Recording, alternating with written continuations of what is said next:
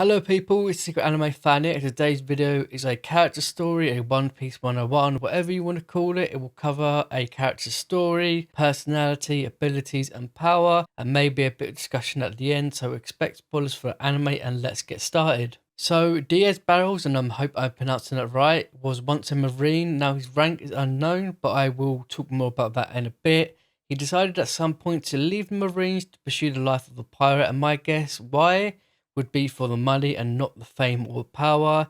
He got a little bit of infamy from being a pirate, but didn't really reach the infamy or power of the high-ranked pirates in One Piece.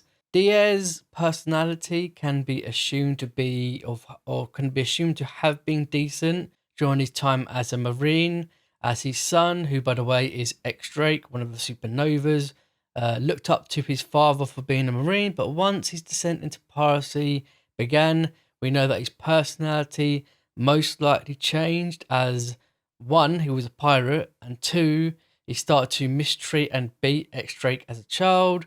As Oda stated in an SBS, Diez Barrels turned into a horrible man, a thing he didn't do when he was a Marine, so I'm talking about beating X-Drake here. So likely the life of a pirate changed Diez Barrels. Perhaps his personality was bad all along. After all, we only know his son's word on it. Well, there's Oda as well, but he may have been different to his son than to other people. Anyway, one day, Diez Barrels discovered a powerful and probably one of the most unique and useful devil fruits in One Piece, the Ope Ope no Mi. Having acquired it, he decided to sell it to the Marines.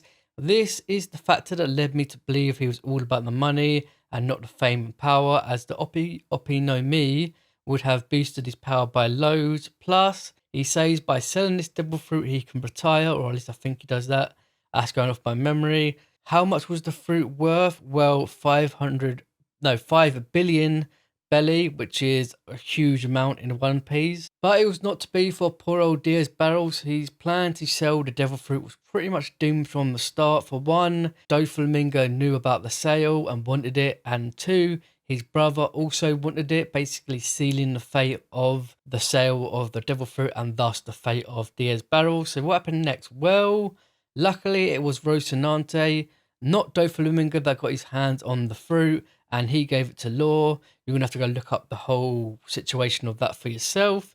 Rosinante sneaked in with the use of his devil fruit and defeated Diez Barrels and jumped out the window. Now, as I said, you have to go watch that for yourself, just to know the heartfelt moments that follow after that. But we do know that Diez Barrels recovered from his defeat and, in a panic, demanded his subordinates to find the Ope no Mi instead of treating his wounds and such. That was how much he wanted to sell this devil fruit. And then things got worse for poor old Diez Barrels.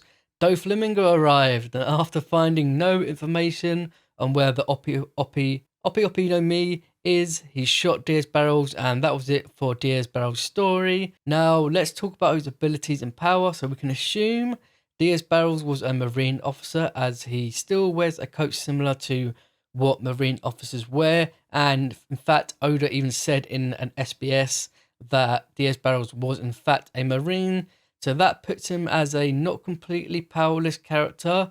If I had to guess, he would definitely be on the lower side of the Marine ranks or officer ranks, as he's nowhere near as powerful as Drake was when he left the Marines and he achieved the rank of Rear Admiral. In fact, it's almost indicated that Drake may well have been more powerful than Diez Barrels at the time that this whole theft of the devil fruit took place.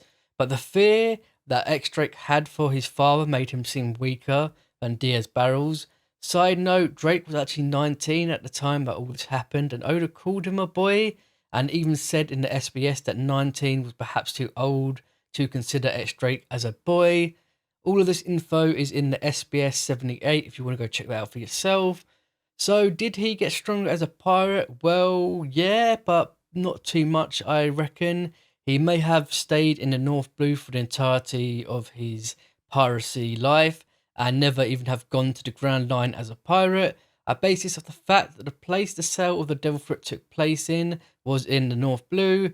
Diez Barrels is also from the North Blue, And whilst the North Blue is considered by many as the strongest of the 4 pre-Grand Line Seas, it's still not the Grand Line. Let's take Luffy, who was from the weakest of the 4 seas, who achieved an unheard of bounty in the East Blue of 30 million belly.